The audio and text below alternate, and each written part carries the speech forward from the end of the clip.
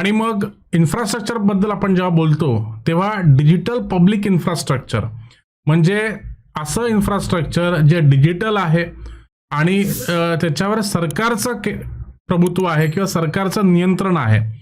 1991-92 नंतर जेव्हा आपण नवीन आर्थिक धोरण आणलं तेव्हा त्याच्यामध्ये आपण प्रायव्हेट सेक्टरला एंट्री दिली. खाजगी कंपन्यांना आपण परवानगी दिली की तुम्ही भारतामध्ये या, भारताच्या अर्थव्यवस्थेमध्ये टेलिकॉम कंपन्या स्थापन करा, टेलिकॉम नेटवर्क उभारा आणि देशभरामध्ये मोबाईल टेलिकॉम नेटवर्क पसरवण्याची जी जबाबदारी आहे ती IT कंपन्यांवर सोपवण्यात आली.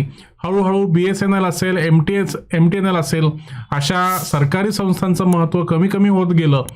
आणि परंतु आता जर आपण बघितलं मागच्या काही वर्षांपासून, विशेष करून जेव्हा आधार प्रणाली आपण लागू केलेली आहे, जनधन आधार मोबाईल आपण सुरू केलेला आहे आणि सगळ्या शासकीय योजना या आधार प्रणालीशी आपण जोडलेल्या आहे, तेव्हा आपल्याला आता अलीकडच्या काळात कळलेलं आहे की पब्लिक डिजिटल इन्फ्रास्ट्रक्चर, की शासकीय नियंत्रण असलेलं डिजिटल इन्फ्रास्ट्रक्चर हे अत्यंत महत्त्वाचं आहे.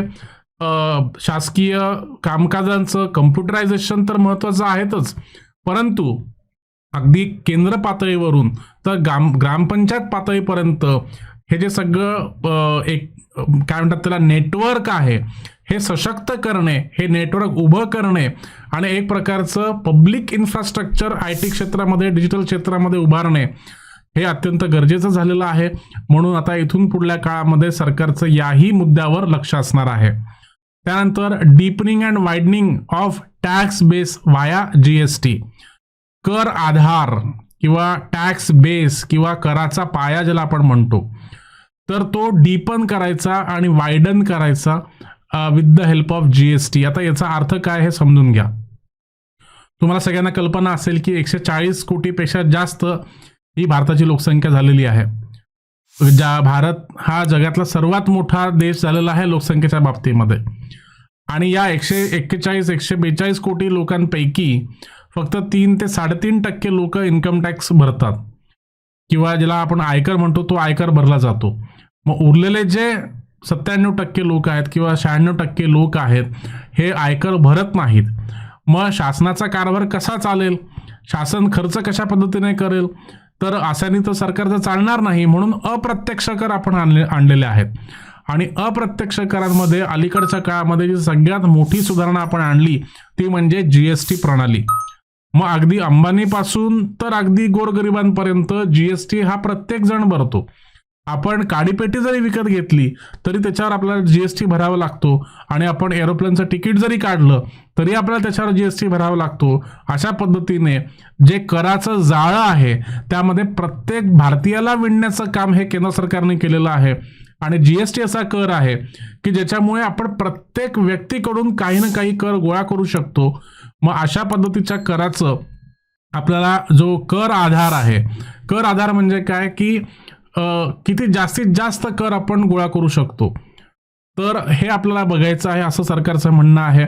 मग टॅक्स बेसचं डीपनिंग आणि वाइडनिंगचा अर्थ काय किंवा खोली म्हणजे डीपनिंग आणि वाइडनिंगचा अर्थ मी तुम्हाला सांगतो की GST टॅक्स बेसचं डीपनिंग करणे म्हणजे काय करणे, तर जास्तीत जास्त वस्तू आणि सेवा या GST नेटवर्कमध्ये आणणे.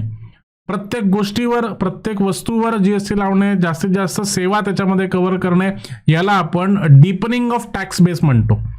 आणि वाइडनिंग ऑफ टॅक्स बेसचा अर्थ आहे की सर्व प्रकारच्या जनतेला, प्रत्येक व्यक्तीला या नेटवर्कच्या या कराच्या जाळ्यामध्ये अडकवून घेणे, याला आपण म्हणतो widening of tax base. So GSTचं आता फोकस वाढलेला आहे गव्हर्नमेंटचा. आपल्या सगळ्यांना माहिती असेल की केंद्र शासनाकडे जेवढा रेव्हेन्यू येतो, जेवढा महसूल येतो, त्यामध्ये सर्वाधिक महसूल हा GST केंद्र सरकारला मिळवून देतो. त्यामुळे इथून पुढच्या काळामध्ये GST नेटवर्क असेल, GST कर प्रणाली असेल, यामध्ये अत्यंत महत्त्वाच्या सुधारणा, अत्यंत महत्त्वाच्या डेव्हलपमेंट्स आपल्याला पाहायला मिळणार आहेत. त्यानंतर strengthened financial sector broad savings, credit and investment back on track. मग आता आपण गेल्या काही वर्षामध्ये वित्तीय क्षेत्र जे आहे किंवा जे फायनान्शियल सेक्टर आहे याच्यामध्ये बऱ्याचशा सुधारणा केलेल्या आहेत. वित्तीय क्षेत्रातल्या फायनान्शियल क्षेत्रातले जे रेग्युलेटर्स आहेत या रेग्युलेटर्सला आपण स्ट्रेंथन केलं आहे, सक्षम केलेलं आहे. आता फायनान्शियल सेक्टरचा अर्थ पहिले समजून घ्या.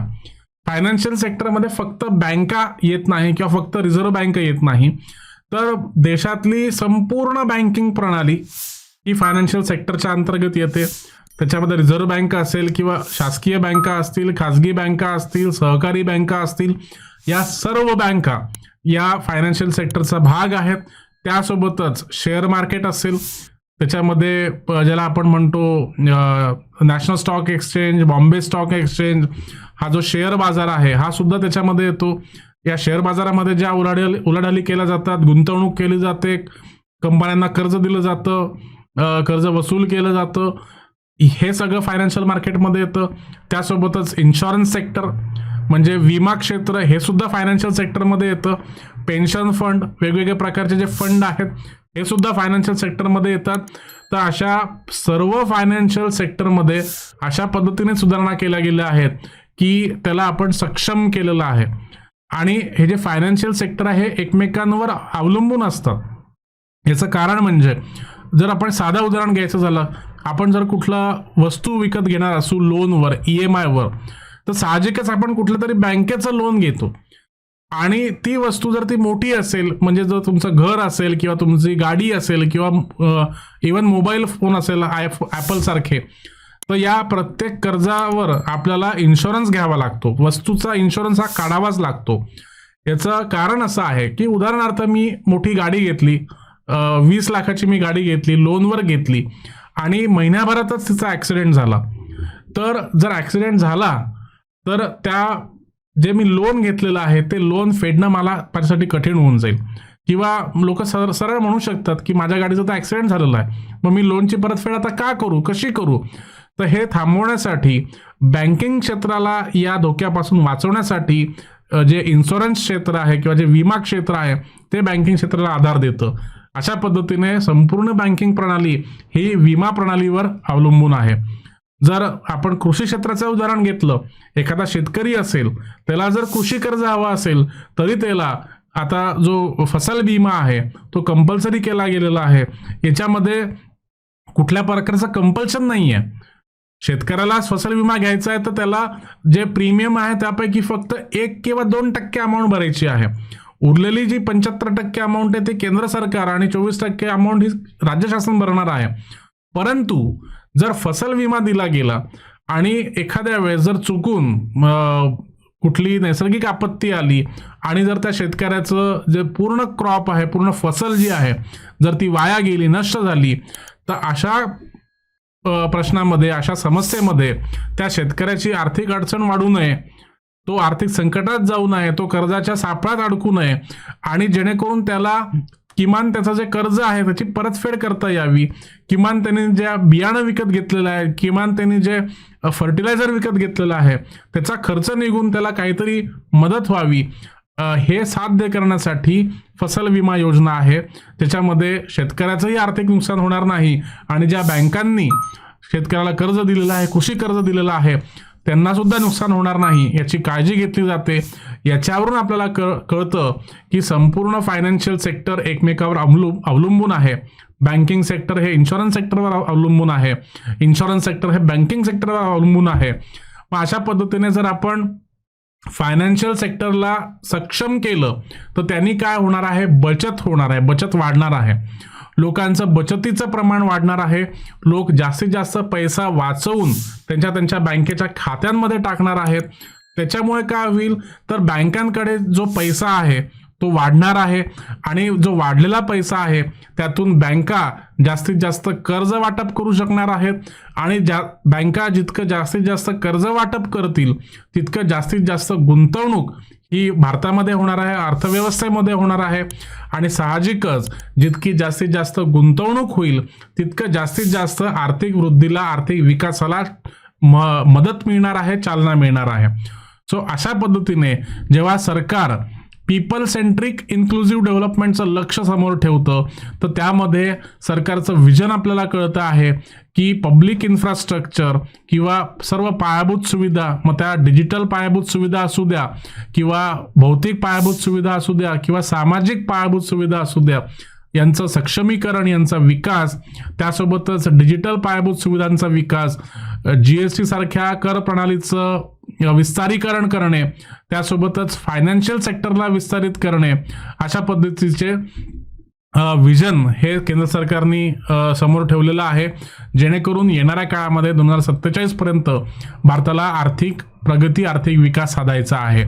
सो अशा पद्धतीने आपण बजेटीय भाषणची सुरुवात बघितलेली आहे आणि पुढच्या टप्प्यामध्ये आपण बघणार आहोत की कशा पद्धतीने जे फोकस एरियाज आहेत आपल्या शासनाचे येणाऱ्या 25 वर्षामध्ये, जे फोकस एरियाज आहेत ते कोणते असणार आहेत, कोणत्या कोणत्या क्षेत्रांवर गव्हर्नमेंट फोकस करणार आहे, कोणत्या कोणत्या सामाजिक घटकांवर फोकस केला जाणार आहे आणि कोणत्या कोणत्या योजना महत्त्वाच्या आहेत, गेल्या 10 वर्षांमध्ये शासनाचं अचिव्हमेंट्स काय काय आहेत, या सर्व गोष्टी आपल्याला येणाऱ्या व्हिडिओ मध्ये आपल्याला चर्चा करायच्या आहेत. एका व्हिडिओमध्ये हे सगळं कव्हर करणं शक्य नाही, त्याच्यामुळे व्हिडिओ खूप लांब असा होऊ शकतो. त्यामुळे पुढचे जे मुद्दे आहेत ते आपण पुढच्या व्हिडिओमध्ये कव्हर करणार आहोत. त्यामुळे तुम्हाला हे जे चॅनल आहे ते सबस्क्राईब करून घ्यायचं आहे, बेल आयकॉनवर क्लिक करायचं आहे, जेणेकरून या व्हिडिओ सिरीजमधला जो पुढचा व्हिडिओ आहे तो तुमचा मिस होणार नाही. सगळे व्हिडिओ बघा आणि जेणेकरून राज्यसेवा परीक्षा, UPSC परीक्षा यासाठी जास्तीत जास्त उपयोग या व्हिडिओचा, या माहितीचा करून घ्या. ही सगळी चर्चा तुम्हाला कशी वाटली, हे विश्लेषण कसं वाटलं, मला नक्कीच कमेंट करून कळवा. तुम्हाला जर आवडलं असेल तर लाईक केल्याशिवाय जाऊ नका आणि तुमच्या मित्रमैत्रिणींना पाठवा, जेणेकरून त्यांना सुद्धा त्यांच्या परीक्षेमध्ये या माहितीचा उपयोग होईल. सो भेटूया पुन्हा एकदा पुढच्या व्हिडिओमध्ये. तोपर्यंत तुमच्या सर्वांची रजा घेतो. खूप खूप धन्यवाद.